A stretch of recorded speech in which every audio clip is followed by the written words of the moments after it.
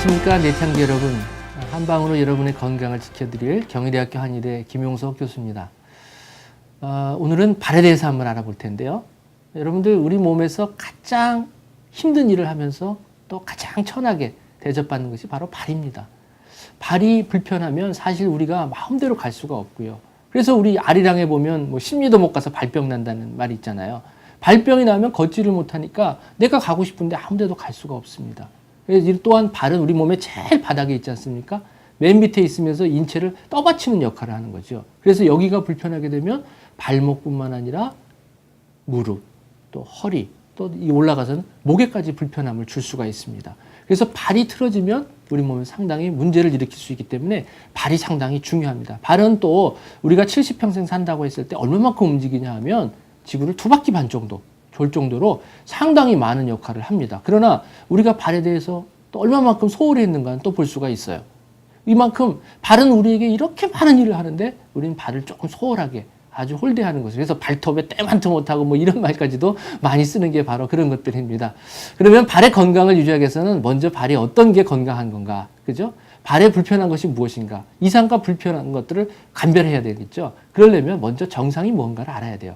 미국에 보면요, 화폐를 다루는 데에서 보면 달러 위조 지폐가냐 아니냐를 교육시킬 때 뭘 하냐면요, 정상인 지폐가 무엇인가를 먼저 교육을 시킨대요. 그러니까 정상인 것이 무엇인가를 알면 거기서 벗어난 것은 다 이상이니까 쉽게 할 수 있다는 거예요. 위조 지폐의 위조는 상당히 많습니다. 그거를 하나하나 찾는 것보다 정상인 것들을 찾는 것이 중요하다. 그래서 발에도 정상인 것, 그래서 5가지가 없어야 된다는 거예요. 첫 번째가 통증이 없어야 된다는 거죠. 아프지 않아야 된다는 거죠. 뭐든지 아프다는 것은 내가 불편하다는 신호를 표시하는 거거든요. 첫째, 통증이 없어야 된다. 우리 흔히 보면 발이 아프면 이거 많이 걸어서 그렇지, 뭐 이렇게 얘기하거든요. 근데 사실 보세요. 눈이 아프면 여러분 어때요? 눈이 많이 봐서 아프지. 그런 사람이 있습니까? 귀가 아프면 귀가 많이 들어서 아프지. 절대 그러지 않지요. 눈이 아프면 병원에 곧바로 갑니다. 귀가 아프면 곧바로 가는데 발이 아프면 이거 많이 걸어서 그렇지. 아주 홀대하는 것 중에 하나죠.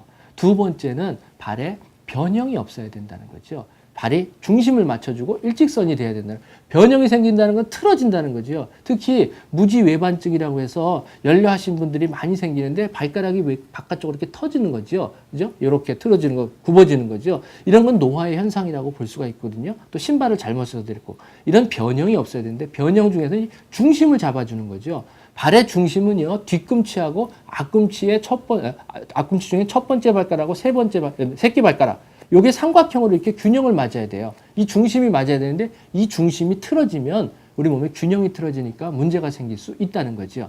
자, 세 번째는 온도가, 색깔, 것이 벌거스름하게 돼야 된다는 거죠. 온도가 차지면 문제가 있다는 겁니다. 너무 뜨거워도 문제가 있죠. 이것을 우리가 족한상심이라는 말이 있어요. 발이 차면 심장이 상한다는 말이 있거든요.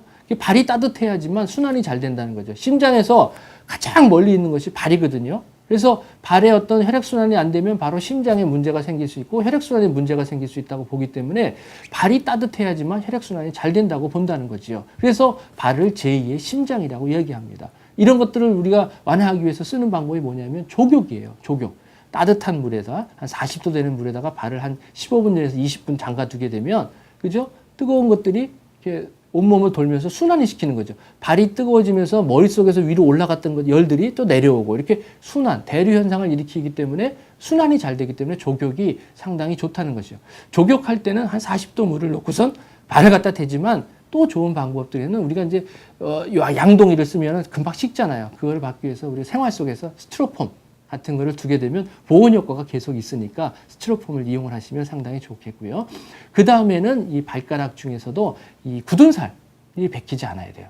굳은 살이 되게 베끼면 그만큼 압박이 되었다는 거죠. 그 압박이 되면 어딘가에 신발 쪽에 의해서 문제가 생기고 그 압박에서 통증이 생긴다는 거죠. 그 다음에 마지막 5번째는 부종이 없어야 돼요. 붓지를 않아야 된다는 거죠. 우리가 오래 서 있는 직업들이 많고 또 현대인들은 오래 서 있고 앉아 있기 때문에 순환이 잘 안 돼요. 순환이 잘 안 되기 때문에 부어지죠. 붓기를 방지하는 것들이 상당히 중요한데 심장보다 높이 올려주고 그 다음에 발을 탁 트는 운동, 퇴근 후에 하시는 것이 상당히 발 건강을 유지하는 데 상당히 좋습니다. 발 건강을 위해서는요, 여러분들 그 발바닥, 용촌이라는 부위를 골프공 같은 걸 이렇게 문질러 주셔도 좋고요. 또 퇴근하신 다음에는 집에 들어오셔서 발을 깨끗이 씻으세요. 그리고 따뜻한 물에다 씻은 다음에 발에 샤워기를 세게 틀어갖고 발바닥을 위아래로 쫙 문질러 주시고요. 그 다음에 씻은 다음에는 발을 깨끗이 닦아주시는 거예요. 구석구석. 그죠? 물기가 없게 깨끗이 닦아주시고 발목 돌리기, 발가락 돌리기, 발목 꺾기 이런 것들을 하게 되면 발이 편안해집니다. 발이 편안해지면 우리 몸이 상당히 활력이 넘치고 건강을 유지할 수가 있습니다. 이제 다음 시간에 또 다른 주제를 가지고 한방 상식을 가지고 여러분들의 건강을 지켜보도록 하겠습니다.